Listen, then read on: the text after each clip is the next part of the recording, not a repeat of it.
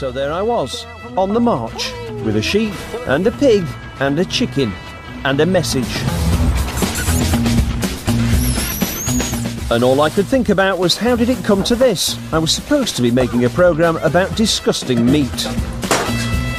Not that bad. Well, let me tell you, it was a journey involving, amongst other things, a load of chicken skin. Oh, jeez. A rather peeved Chef Ramsay.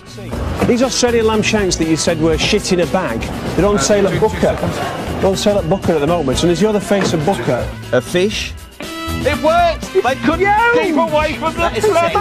Look at this! Some meat-making machinery. He just wants to know a bit more about the process, how it works, how... That I wasn't allowed to see. Some young ladies in bat bikinis. Whoa! Look at me! Oh Look my at me! Look, I can't... My goodness. Nice bounce.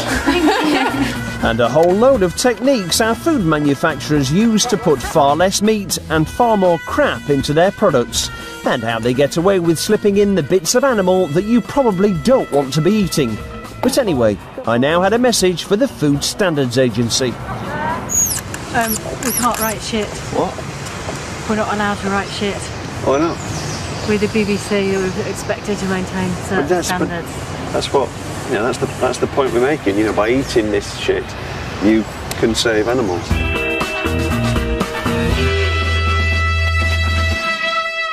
Last year, as the BBC's resident connoisseur of crap, I made a programme about Britain's really disgusting food and created my own pie brand, Mr. Riley's. It's Mr. Riley's Pies! There's always a big surprise in Mr. Riley's Pies.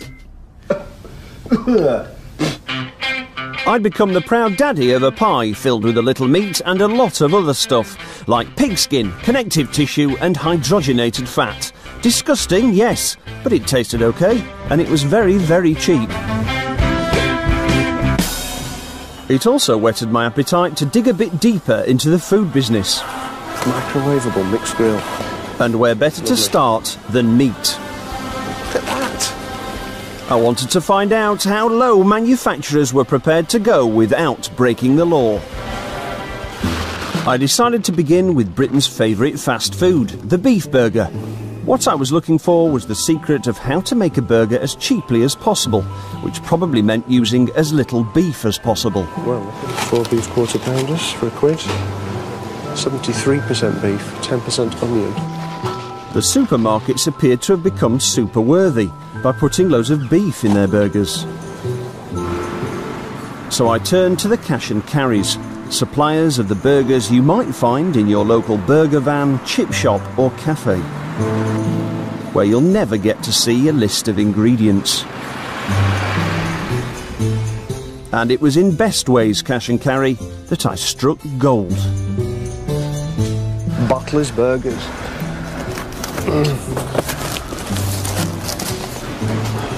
Beef 47%, beef hearts 21%. This is worthy of further investigation. I had my inspiration, a burger that was less than 50% meat, which was possibly the reason for each burger in the box costing me only 17p.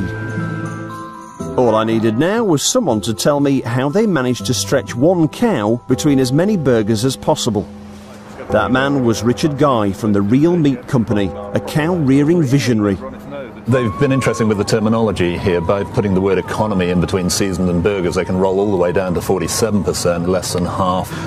If you're going to call a beef burger, it's actually got to have 62% in it, which still ain't what I'd call a beef burger, but in European law, that you can get away with. So hang on, 47% then, so that is the legal minimum that you can do. And these guys are skimming right on it. You know, in a way, these are very clever people. They have managed to create a burger that's right at the legal limit.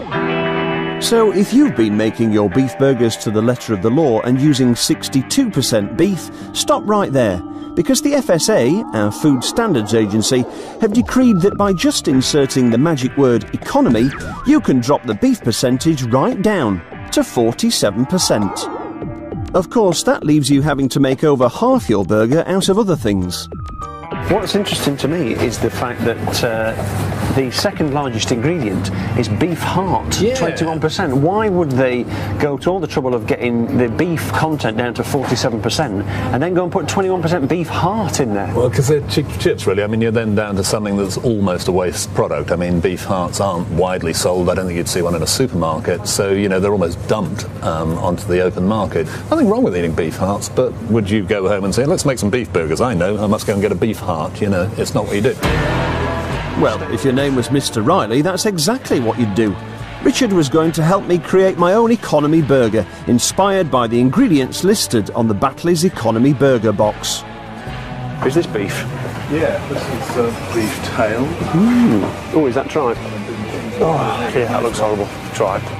First, we needed to get hold of that vital cow ingredient, the heart. Look at the size of it. Yeah, it's all protein with a little bit of fat on the outside. An unhealthy cow. Looks perfect. Obviously, my burger was not going to be only heart. We did have to use some other bits of the cow. Any old beef will do for what we're doing. Okay, what's this thing here? It's got a nose. A nose. Oh, it's a nose.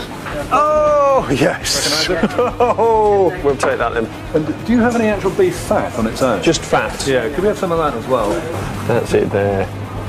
Do you usually sell beef fat? It's rubbish, isn't it, really? Yeah. Probably just throw it in the bin. Yeah. So, but we'll have it. It weighs a ton, this. I'll tell you what, we're going to do a lot of burgers out of this mixture. It was time to reverse engineer a burger for Mr. Riley. Richard had an in a posh butcher's. Very posh. I'll actually have to make a phone call to see if you can put cow nose in. I don't know what part of the animal that counts as. Can you put a cow's nose in a burger? Is that beef? Definitely not. Don't despair if you've already rushed out and purchased a cow's nose. If you remove its hairs by waxing or shaving, you might find a place for it in some sort of a stew. Luckily for me, my cow's nose was attached to my cow's cheeks, and they were fine to put in a burger. It's another bit there. Cheeks. Cow's cheeks. Cheek meat's allowed. Really? Yeah. Oh, that's good. Put that in. Heart. Yeah, that's quite nice, isn't it? Yeah, it's like any heart. It's just a muscle. Oh, look at that, look at that. Oh, it's like a banjo. I bet that's a bit chewy. Of the meat we put in, we can include within that meat 25% fat, and then we can add fat in after as well. That's lovely, lovely, wide, thick, saturated fat.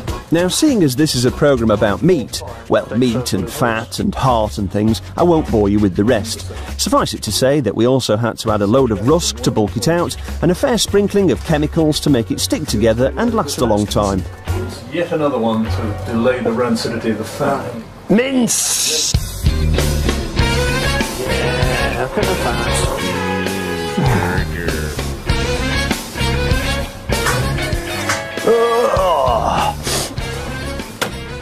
Okay, so the moment of truth, chaps. Should we do the medium? I should do pretty well done, actually. I should point out that the reason my creation has disintegrated is because I hadn't chilled it before cooking to allow it to set. Look at that. That's what I like to do with a burger, like make it into a sort of a mince meat. A surprise. But you'll get the taste of it. Yeah, When it's all cooked. There we go.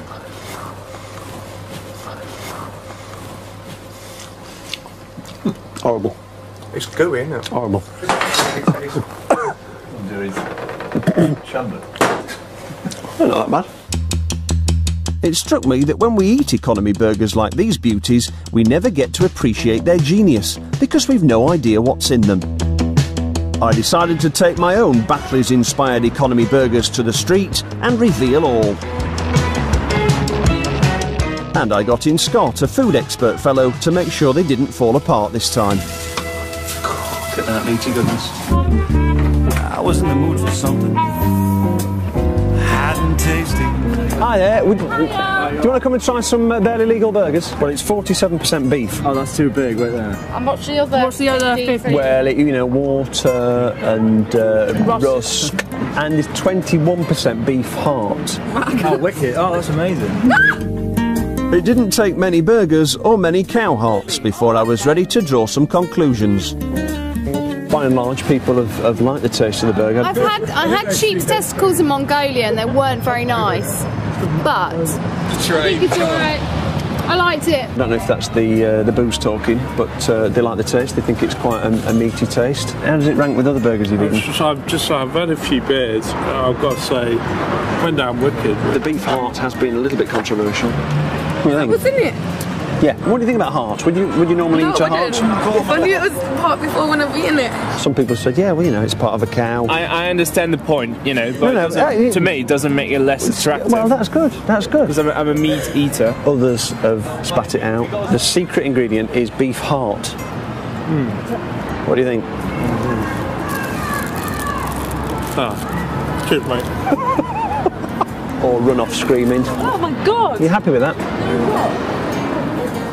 She wasn't happy with that, was she? But you know, won't do her any harm. They're totally legal. Just.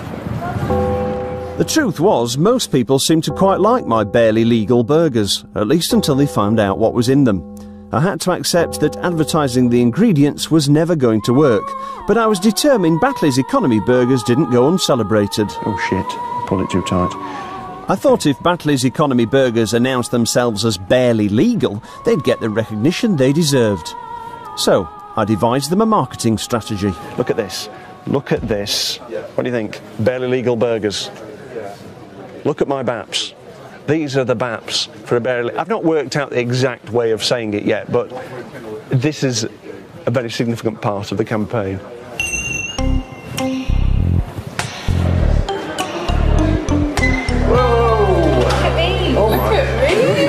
Look, I can't. My goodness. Nice BAPs. Yes, great. You are 18, aren't you? Yes. Yeah. Over 18. Over 18, good. Yeah, because... I've just lost my thread. What I was going to say. Looking good. Shall we crack on to the burger place? Right, let's go. Great, come on then. What we're doing is we're going to this big cash and carry company that sell these burgers, and we're coming up with a new advertising campaign because they are on the legal limit of how much beef you can put in. We're saying, you know, shout about it, make it into an asset. Don't hide it. Let's say these are barely legal burgers. That way they seem more edgy, they seem more exciting. It's sort of like, yeah, ooh, it's a bit naughty, isn't it? It's a bit naughty. And when we get there, part of the advertising is a song. So let me teach it to you. Batley's economy burgers are barely illegal. Batley's economy burgers are a barely legal treat. They're a cheeky mealtime treat, a cheeky mealtime treat. If you're not that keen on beef and want an organ between your teeth. They're a cheeky mealtime, but it is an organ. It's the heart which is an organ. Yes. I can't believe that. Yeah, 21% beef heart. Would you eat a burger like that? No. We'd arrived at Bestway, not only the place where you can buy the Batley's economy burger, but the actual company which owns Batley's itself. The lawyers wish me to point out once more that these economy burgers are legal and do comply with food standards regulations. Me, I thought barely legal had that covered, but anyway, I've said it now. Who would like a free lunch? Batley's economy burgers, a tasty mealtime treat. Batley's barely legal burgers, edgy, dangerous, different. In fact, we've got a song. Batley's economy burgers are barely legal. Batley's economy's burgers are a very legal treat. A cheeky lunchtime treat, a cheeky mealtime treat. If you're not that keen on beef or what Batley's are up your street. It's work in progress. It's going well. Bestway, come and speak to me. I have the answer to your burger promotional needs. The Batley's economy beef burger is barely legal. We take our hats off to you, but why not shout it from the rooftops? Batley's barely legal burgers. Sounds a little bit naughty, doesn't it? And the young people up and down the land, they're rebellious, they want to look like they're a bit cool, Hey, you, what are you eating that burger for? It's 100% beef, that. It's rubbish. Get one of these. It's barely legal because I'm a bit of a nutter. I mean, you could rewrite the song. You could do one a bit more. When I get a burger, I want it to be barely legal. See where I'm going with that? Yeah. Hello. Hi there. Alex Riley from the BBC. We're basically doing an advertising campaign for the economy beef burger. Do you have authorisation to do this? We've spoken to the PR person, but... And he's given you okay to do it? Well, no. He said he couldn't set something up, so we thought we'd just come down and just have a chat about it, basically. But we're saying that, you know, it's 47% beef, which is the legal minimum. It's something to be proud of. Sorry. It's the barely legal burger. Sorry, but Are you sure? This is... All right, thanks very much. Blimey, Nick. You must be freezing. It's kind of cold. Let's have a group hug. While you look at some completely irrelevant cows wandering through a quiet housing estate, let me read you the message Bestway sent me. Our research confirms that there are beef burger products with the same and also with less beef content available legally in the UK.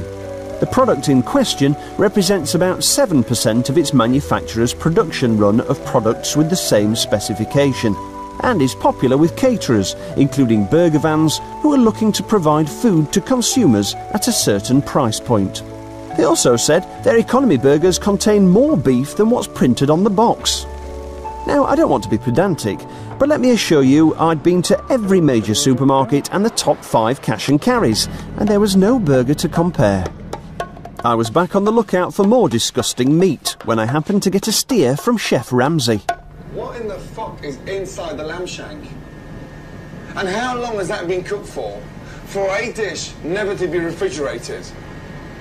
That's all chemicals, isn't it? Chef Ramsay was getting very irate about some Australian lamb shanks. They appeared to be a clever way of passing off cheap cuts of meat as a gourmet meal and contained a fair few chemicals. Do you feel like having a shit? Thank fuck I didn't eat it. Sugar, flavourings, colour, E, 150D, fuck me. I'm surprised you haven't fucking killed up half the population in Oakhampton. Chef Ramsay had even coined a neat phrase for this phenomenon: shit in a plastic bag. When you bought that shit in a plastic bag, you tried to... Mr. Riley had a new inspiration: gastropub favourite, the lamb shank. As a cut, the shank is cheap, and coming from a tough muscled area, it requires a lengthy period of cooking to avoid it being completely inedible. But these Australian babies can be microwaved in just 9 minutes and can sit in a box for a year without refrigeration. Brilliant! I had a tip-off that Australian lamb shanks were on sale at a popular cash and carry. The reason that it wasn't me going in was because me and Booker had history. You've got permission to film? I've got permission to wear the suit. You've got permission to film? Have we got permission to film? No. In my last programme, I'd come up with an idea to help Booker promote their rather watery chicken breasts, but it hadn't gone according to plan. Now, I wasn't really welcome. Oh, look at this. Australian lamb shanks. With Australian lamb shanks in my accomplice's undercover hand, the next step was obvious. A trip to see Ian, my local food technologist. A well-known television chef put us onto these.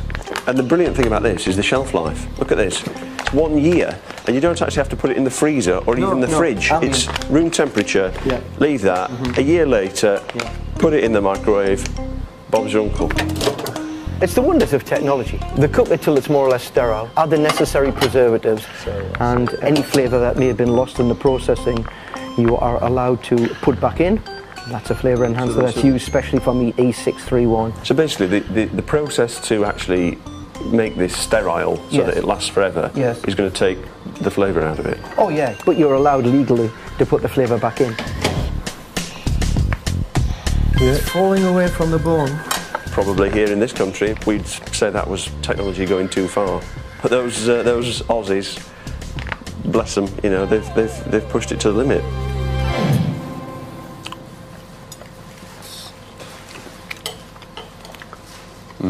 Good taste, very good.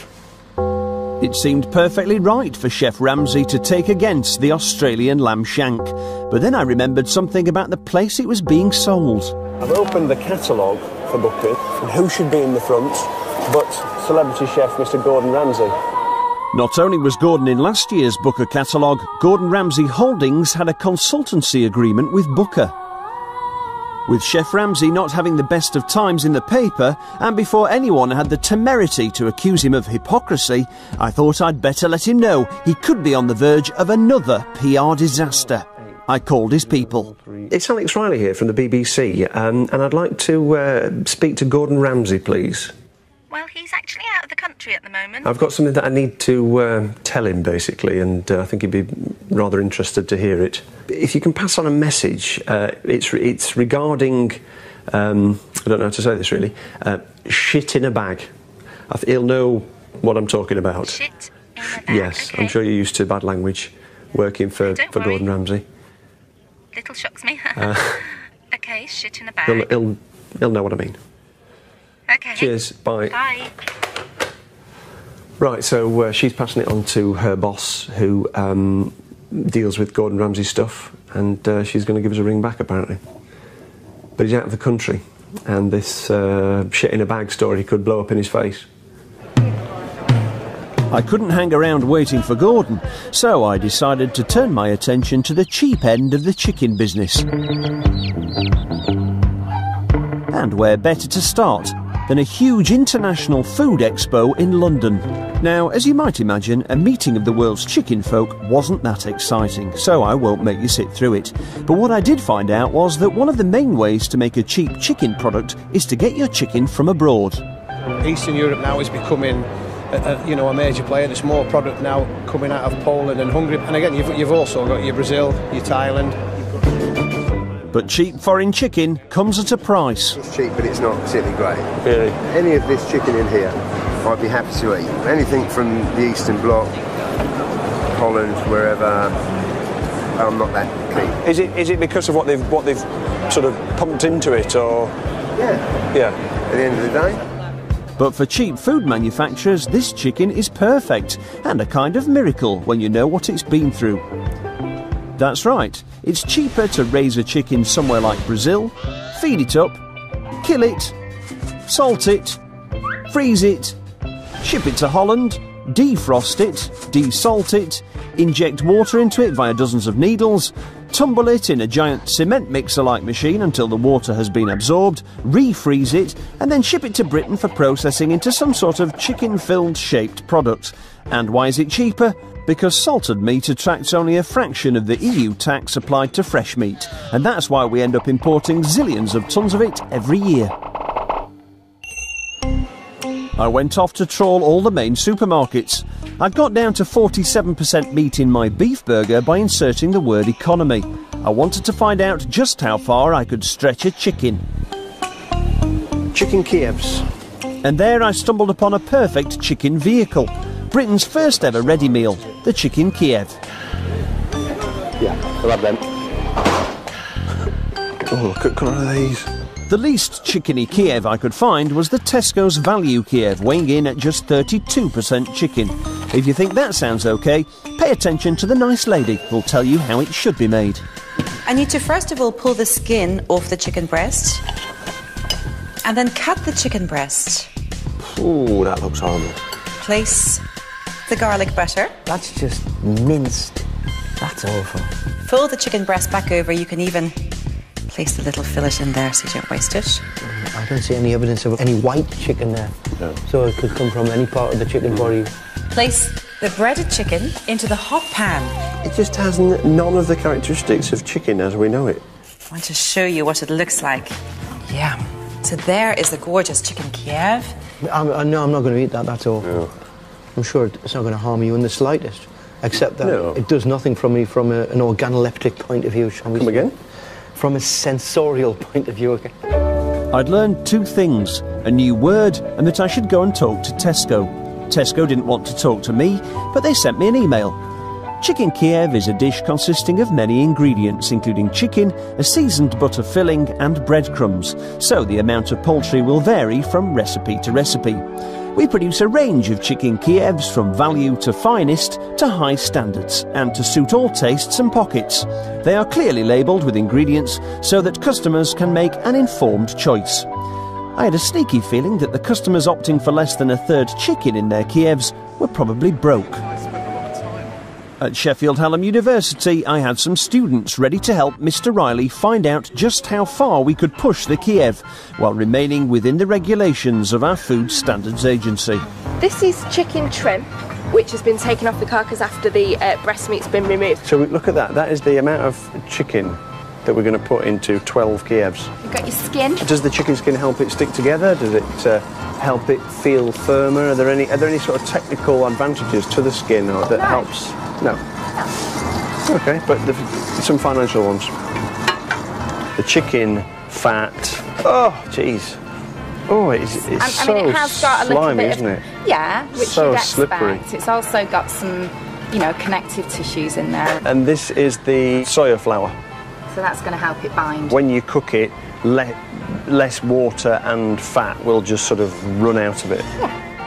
I soon had a combination of cheap chicken bits, rusk, chemicals and water. Lovely, isn't it? I mean, it looks very appetising now, I think. Nice and gently. A few finishing touches later, and Mr. Riley had his very own chicken Kiev, using a very chicken-friendly world record of only 10% chicken meat. But was it legal? I needed a food labelling advisor, and luckily there was one called Jamie just around the corner. I've got this chicken Kiev, and the biggest ingredient is chicken skin. The actual amount of chicken meat constitutes only 10% of the overall product. Can I actually call it a chicken Kiev? You can, and the main reason for that is chicken Kiev isn't one of the terms that is legally controlled in terms of a minimum amount of meat. Really? So maybe I've put too much chicken in it? Well, you've got to make sure that the product that you're producing would not mislead the consumer, and it would be what an average consumer would expect a chicken Kiev to be. But, I mean, if this only had 1% chicken in it, but it had garlic, butter, and it had breadcrumbs, could I still call it a chicken Kiev? I think you'd be pushing the boundaries there. Thanks to the Food Standard Agency's lack of chicken Kiev regulations, I now had a product with only 10% chicken. Or did I? I knew I'd only put 10% actual meat into my Kiev, but regulations allow a certain amount of chicken skin, fat and connective tissue to also be counted as meat. Jamie put my ingredients into his computer to work out what percentage of meat I could legally claim on the label, according to FSA guidelines. The actual meat content did actually increase to about 19%. We've almost doubled the meat content via putting it into your computer. Yeah. That's fantastic, that. Thank you. I'm sure. I'm sure that will help us push this to unsuspecting consumers. Within the letter of the law. At the push of a button, I'd transformed skin, fat and connective tissue into chicken meat. It was time to take Mr. Riley's Chicken Kiev to visit some professional eaters. For the purposes of good experimentation and to prove that the students could cook nice food, they made a comparison Kiev from 100% minced chicken breast. Now obviously mine was actually 4 times as bad for you, but then it could be sold for a quarter of the price, if anyone could stomach it. In a sensory chamber tinted green to prevent visual stimuli affecting the result, the Kievs were rated on appearance, aroma and taste. Then personal emotive feedback was sought. It was soon clear from the handy colour coding of blue for good and red for bad that both Kievs had issues. No chicken smell, bland.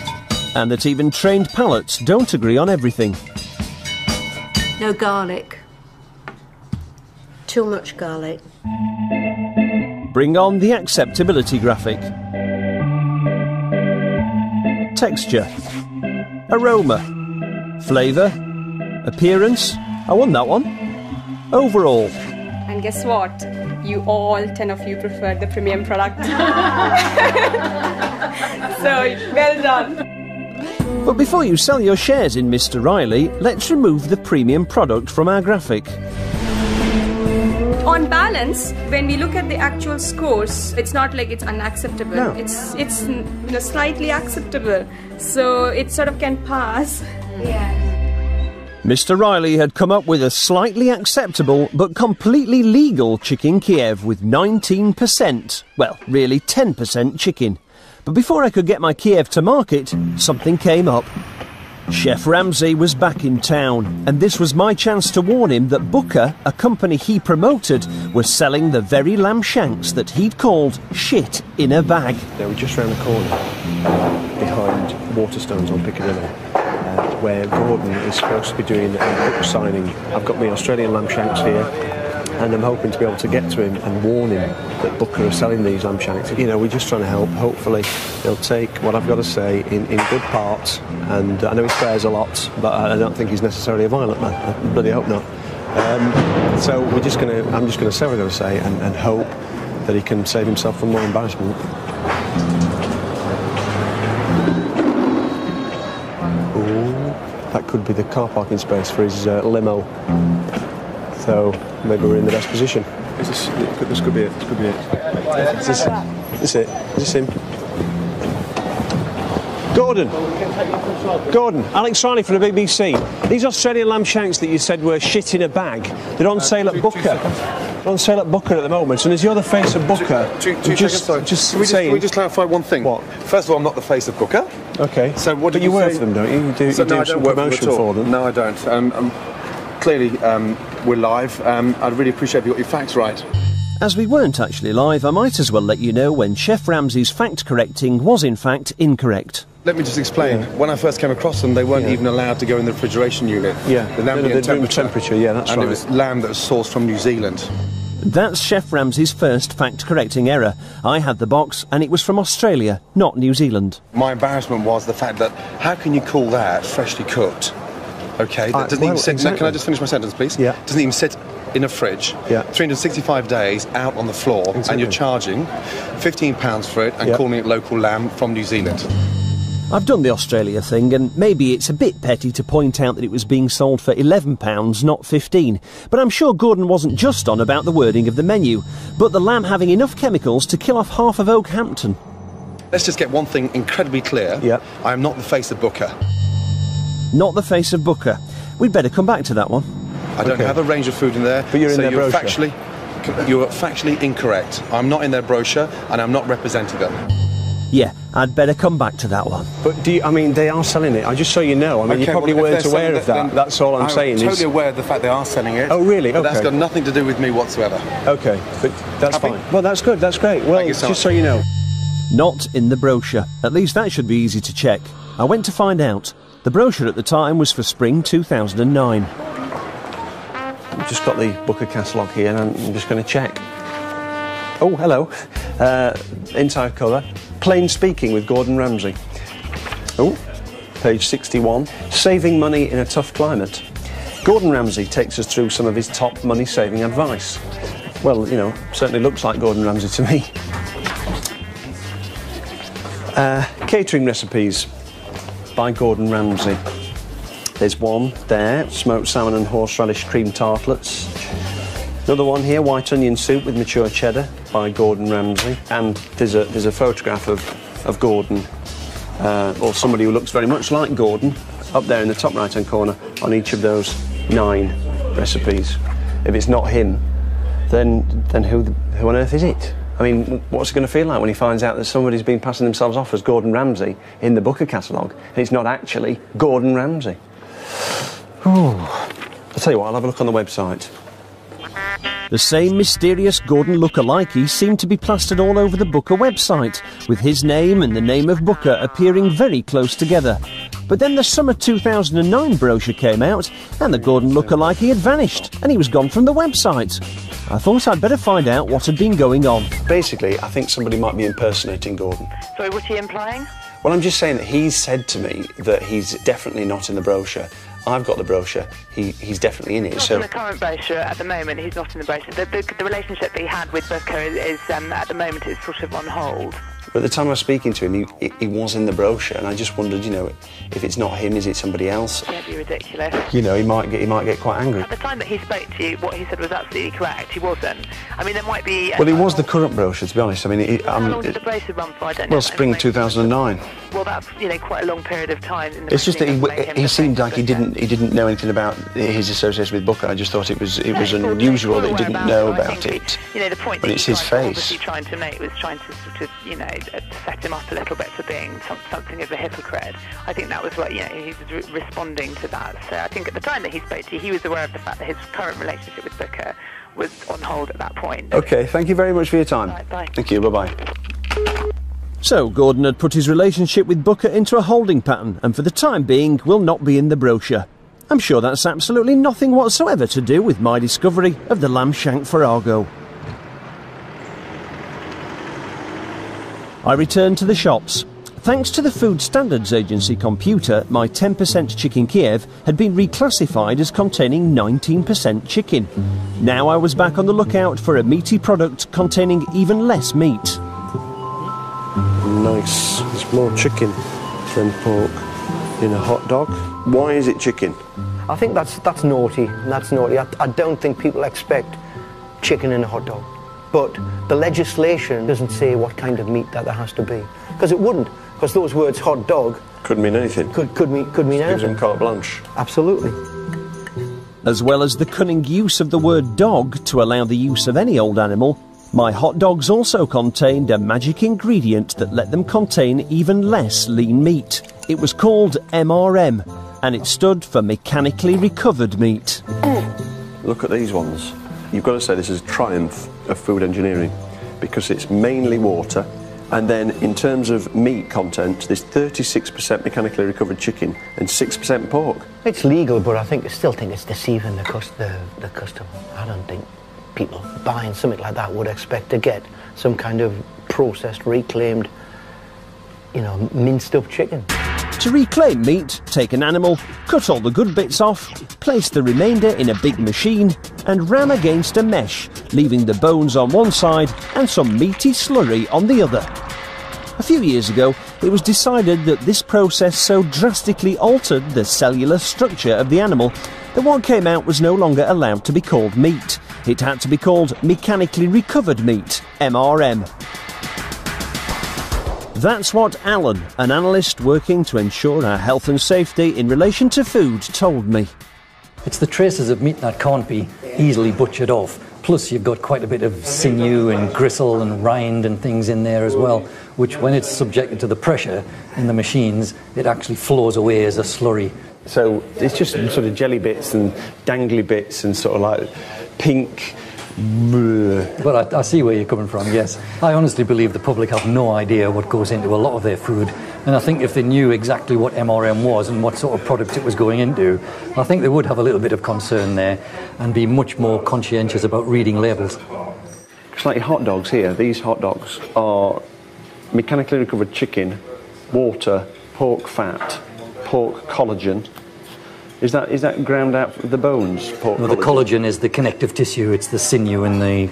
Right. So basically that is just MRM with fat. And some connective tissue, some which connective is the... tissue. Give it a bit of bite. A bite, yes. There's no meat in that at all. There's no meat in this at all. Hot dogs in brine. Totally meat-free. Vegetarians, come on. Meet me halfway. It was the holy grail. Hot dogs obviously weren't dog, they were chicken, and I had found some that weren't 50%, they weren't 40, they weren't 30, they weren't 20, they weren't 10. They were a meat product with precisely 0% meat. Set off the graphical fireworks. If Mr. Riley was going to enter the world of MRM, I wanted to see it being produced. And let me assure you, I didn't just simply sit down in front of YouTube. I'd got into contact with meat processing people all over Europe. Miso mechaniczny odżykiwani. But no luck. Even the PR man for one of the companies that makes meat recovery machines wasn't keen on me seeing his machine in action. What is in it for us, so to speak? It's something that we eat on a regular basis. Well, OK, maybe if you're eating hot dogs. I can't remember ever eating a hot dog. I wouldn't touch it. Why wouldn't you have a hot dog? Why wouldn't you have a hot dog? Because I don't like what goes in there. Why don't people want us to film it being produced? I don't know if you've ever been in an abattoir. No. It's the most horrible sight you can ever imagine. It's awful. You know, mechanically recovered meat, I mean, it's not going to be as graphically horrible as an abattoir. I think it is, effectively. How could it look good to take bones and put it in a press and squeeze the meat off it? It just doesn't doesn't look good. I travelled all the way to Cologne, where the makers of meat machinery were putting on a show. I'd even gone to the trouble of getting some pork bones so they could do me a demo. But they weren't too keen on me getting anywhere near their machines. Can you just explain how the machines work and that sort of thing? Can you please shut up the camera? Why don't you want us to film? What? No. Are you a customer? You want to buy a machine? No, but I might want to use one for the purposes of what we're doing. It'd be nice. I've got some meat with me. Yeah, that I would like to in my bag. Okay, good. Got some pork. Yeah, very good. Pork with bones and stuff in it. He just wanted to know a bit more about the process, how it works, how. But you don't do. Oh, wait a second. And that wasn't even a meat recovery machine. It was a meat desinuing machine that wasn't as bad, because it produces something still allowed to be called meat. But we couldn't even film that. What a waste. What a dreadful waste of meat. So that's why I ended up in front of YouTube. Okay.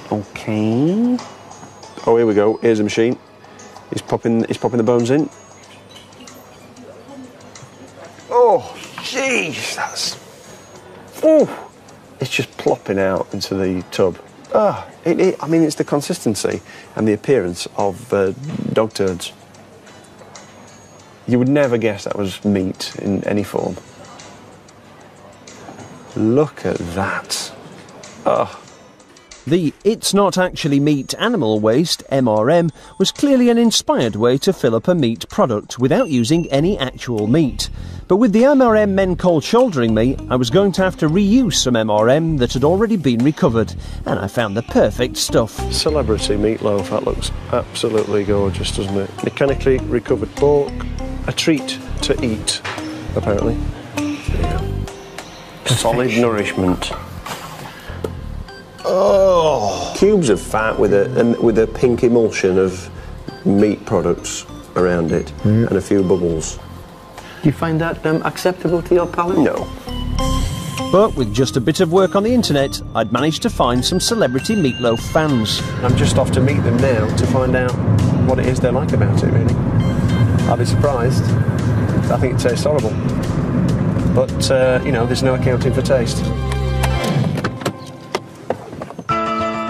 At this point, I should probably clear up any misconception that this pocket of fans is human. Of course not, they're fish. In internet chat rooms worldwide, celebrity meatloaf is fast becoming the buzzword in bait, although not apparently in Milton Keynes. The fishermen I stumbled upon were, in fact, celebrity meatloaf virgins. Are they biting? No. No. Well, what are you fishing on? Maggots on one rod, spam on the other rod.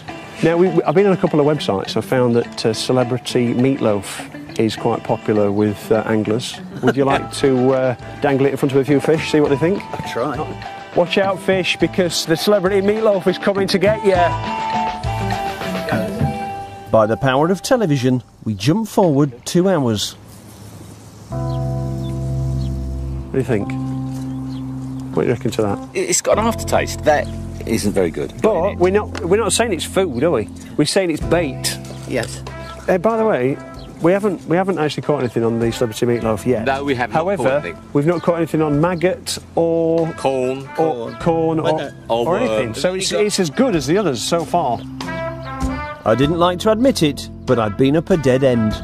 Cheers. See you later. Bye. And then, just as I was leaving, something truly amazing happened. Alex!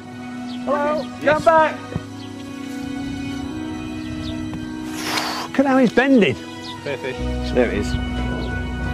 You got it, mate. Whoa! Look at that! It worked! It's huge!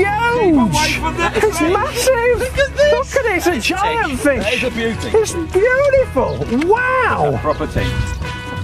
Oh my god, I've never seen a fish as big as that. You were having no luck on the maggots, the worms, or anything else. And the celebrity meatloaf has done it. Just support it. Don't try and squeeze it. Just balance it. That's the thing. Back. Keep your fingers. Okay. Yep. The celebrity meatloaf comes through with the goods. A beautiful tench. Can you take it off me now? Because I'm worried it's going to start flipping. Oh, nice one. There she goes, look. Celebrity Meatloaf was clearly a remarkable product. At least fish seemed to think so. I was on my way to Denmark, where, due to rather more lax animal welfare regulations, pork is very cheap to produce, making it home to 40% of the pigs that end up in UK piggy products, including Celebrity Meatloaf. The makers of Celebrity Meatloaf had already let me in on some interesting information. The luncheon meat product that is not considered to be of high quality in some parts of Europe is considered a delicacy in Okinawa. A delicacy. Okinawans being fans of MRM was fairly momentous news, because the Okinawans are a special people. Okinawans are known for their longevity. Individuals live longer on this Japanese island than anywhere in the world. Now, I'm sure they weren't attempting to imply any link between MRM and longevity, but the whole Japan thing had given me inspiration as to how Mr. Riley and Tulip, the Celebrity Meatloaf manufacturers, could link up.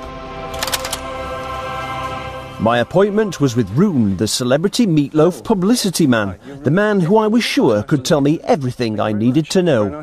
So, what do you know about Celebrity Meatloaf? Tell me about the idea behind it, or the target market. What's the thought there? I'm afraid I can't tell you much about the target market for this product, actually, because it's a very old product. It was launched in 1960. And, really? This is not a brand that we do a lot to market. It's a low price, very low price brand. But as long as there is a demand for this product, yes, then we're selling it. So basically, these poor quality things are aimed at the poor.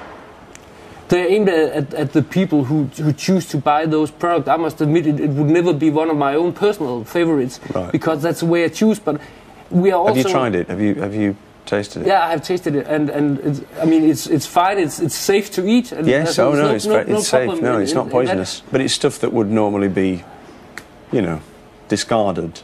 Then you're sort of making the most of the waste.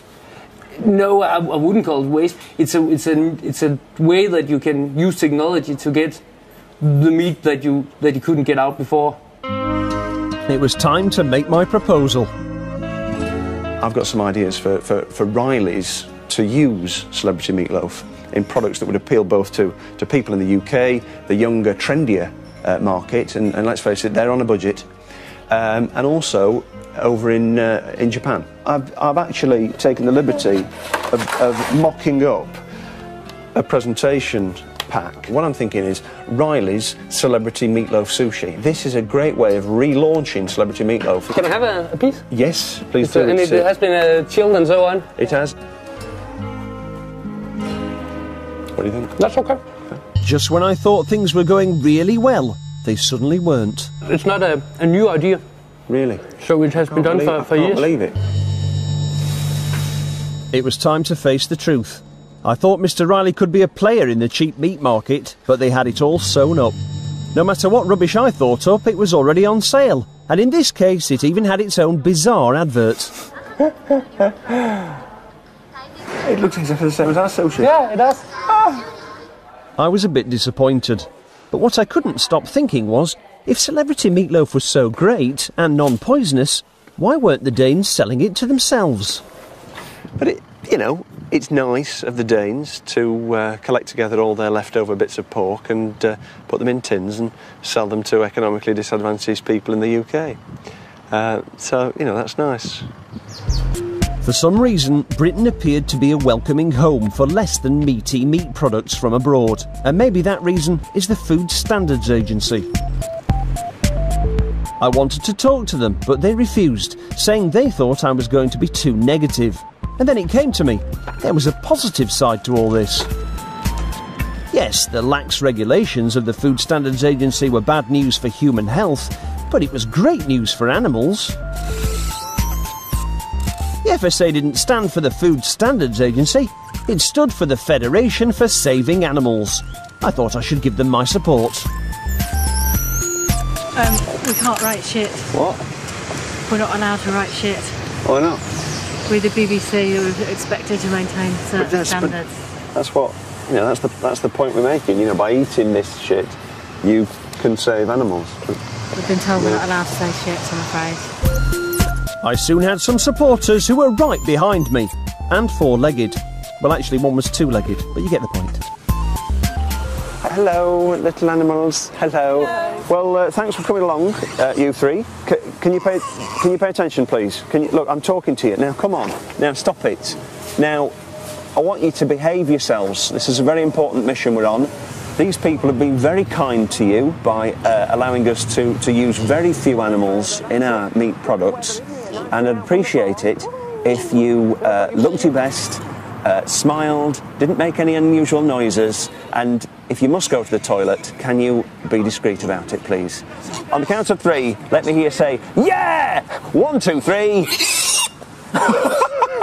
He did it! He actually did it! Steady. Steady. Hello, we'd like to say thank you to the Food Standards Agency for your rules on meat products. Thank you. It's been a revelation to Mr. Riley's brand.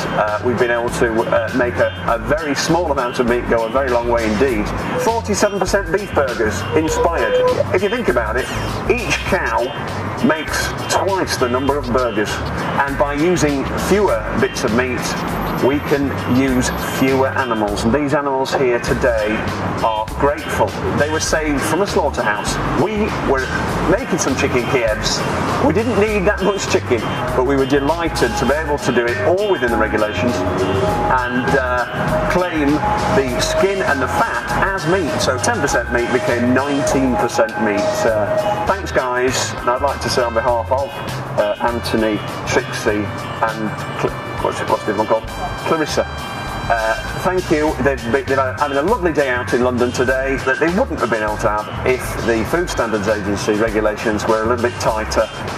So thanks again. I thought my cuddly little friends might have got the FSA running out for a chat, but then I realised why it wasn't working. They weren't in there. They were actually stood behind me, apparently waiting for a bus. Can you have a chat with us? They're from the BBC. Yeah, I'll let you know and I'll come chat with people at the press office, but you can put a bid in through the official chain. But we have already asked them, and they said that they didn't want to speak to us because they thought we were going to be negative. But you know, we've got a positive.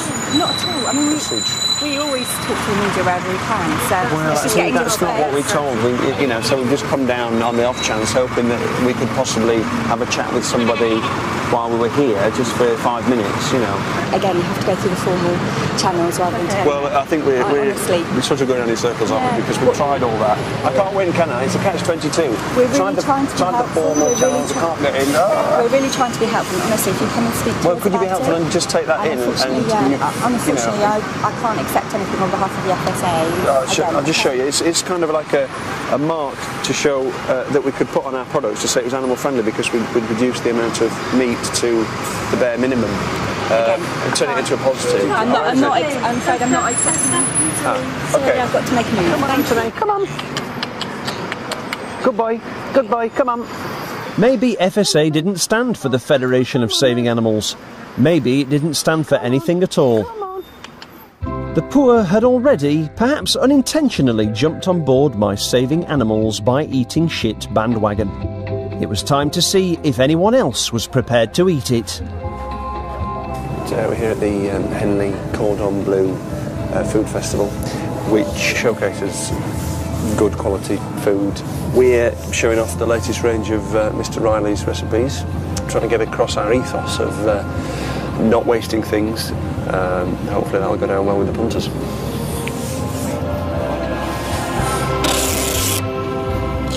Shit.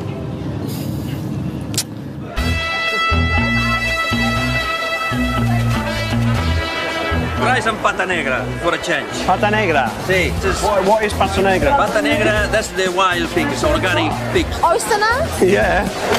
The sophisticated world of pata negra and oysters was about to meet the world of Mr. Riley, with our There's Nothing Fishy About Our Sushi Celebrity Meatloaf Sushi, our 10% chicken, 19% chicken Kiev, and the hearty goodness of our 47% beef burger. Oh, that was great! Is that how you spell recipes? No. With a P-I-E, eco recipes. We'll see if we get any strong reactions and act accordingly. And to get the well-to-do to eat like the poor, I had the ultimate ingredient, as practised by all good food manufacturers, the Eco Spin. We've got some eco recipes, eco in the sense of economy and ecological in the terms of sort of trying to reduce the impact on the environment. We're not using as many animals in the production. Now this is mainly mechanically recovered meat. It's almost like a byproduct of the pig, so you're not using as many pigs, you're not spending the money on the feed and the transportation, all that sort of thing. We're doing economy with an ecological bent. So it's a nice chicken, a nice friendly, organic, free-range chicken? No. The philosophy is we want to try and reduce the consumption of chickens. Chicken fat is no good, is it? No, I mean, you know, a diet high in fat is obviously bad for you, isn't it? But it means that, you know, the environmental impact of chicken farming is reduced because we are effectively using fewer chickens. Yes, I know you're using fewer chickens. It wasn't long before I realised what Eco Spin does. It works!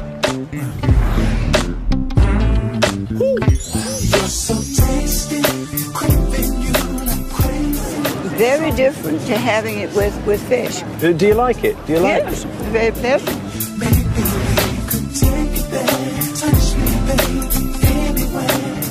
Delicious. To be honest, some Kievs are a bit dry. That's why I prefer it with more succulent. Yeah, with the fat. But it's quite moist throughout, isn't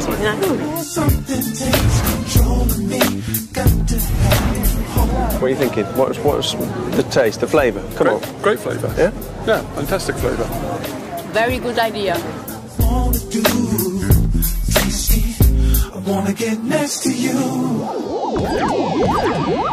So I'd reached a conclusion. For years, the FSA had allowed manufacturers to fill whole ranges of food with very little meat and lots of fat, skin and other crap to sell to the financially challenged.